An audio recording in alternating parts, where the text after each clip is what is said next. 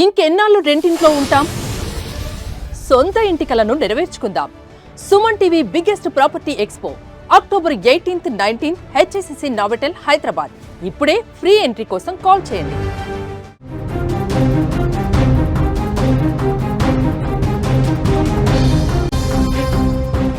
Breaking news చూసే ముందు big update చూద్దాం.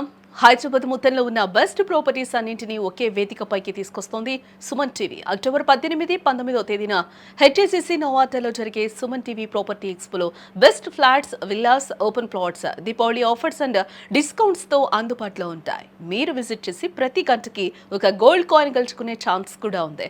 ఫ్యామిలీతో రండి, మీ డ్రీమ్ ప్రాపర్టీని సొంతం చేసుకోండి.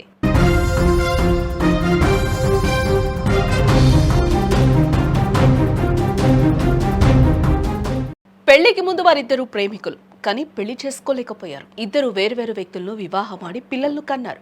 తమ జీవితంలోకి వచ్చిన భాగస్వాములను బాగా చూసుకొని పిల్లాపాపలతో సంతోషంగా ఉండాల్సిన వారు పాత ప్రేమను కంటిన్యూ చేశారు. ఒకరిని విడిచి ఒకరు ఉండలేక మళ్లీ కలిశారు. దీంతో అతడికి భార్య, ఆమెకు భర్త దూరమయ్యారు. అయినా వారి మనసు మారలేదు. కానీ చివరికి వారి పాత ప్రేమ విషాదంతంగా మారింది. వారం రోజుల వ్యవధిలో ఒకరి తర్వాత ఒకరు ప్రాణాలు తీసుకున్నారు. ఈ విషాద ఘటన కర్నూలు జిల్లాలో చోటు చేసుకుంది. ఎమ్మిగనూరు మండలం గుబ్బలదొడ్డి గ్రామానికి చెందిన ధనంజయ్ గౌడ్ అనే యువకుడు అదే గ్రామానికి చెందిన తనకంటే పెద్ద అయిన శశికళతో ప్రేమలో పడ్డాడు. అయితే పెద్దలు అంగీకరించకపోవడంతో ఇద్దరు వేరే వారితో పెళ్లిళ్లు చేసుకుని జీవనం కొనసాగించారు.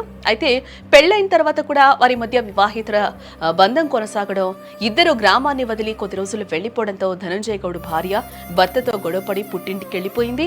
ఆ తర్వాత కూడా వీరిద్దరి మధ్య వివాహితర బంధం కొనసాగడమే కాకుండా ప్రియురాలు శశికళ, తన భర్త, ఇద్దరు పిల్లలను వదిలేసిన వైనం కూడా ఇక్కడ కనిపిస్తూ ఉంది.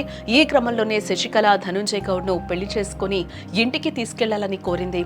ప్రియుడు కాలయాపన చేస్తూ ఉండడంతో ఆదివారం ప్రియురాలు తానుంటున్న హాస్టల్లో మెడకు ఉరిని బిగించుకొని తాను ఆత్మహత్య చేసుకుంటున్నట్లు కూడా సెల్ఫీ ఫోటోను ధనంజయ్ గౌడ్ కు పంపించడం జరిగింది. దీనిపై తీవ్ర మనస్తాపానికి గురైన అతడు పురుగుల మందు తాగి బలవన్మరణానికి పాల్పడ్డాడు. ప్రియుడి మరణాన్ని తట్టుకోలేకపోయిన శశికళ అతడు చనిపోయిన మరుసటి రోజే పురుగుల మందు తాగి ఆత్మహత్యాయత్నానికి పాల్పడగా చికిత్స పొందుతూ తాజాగా ప్రాణాలు కోల్పోయింది. ఇద్దరి మరణంతో రెండు కుటుంబాలు తీవ్ర దుఃఖంలో మునిగిపోయాయి.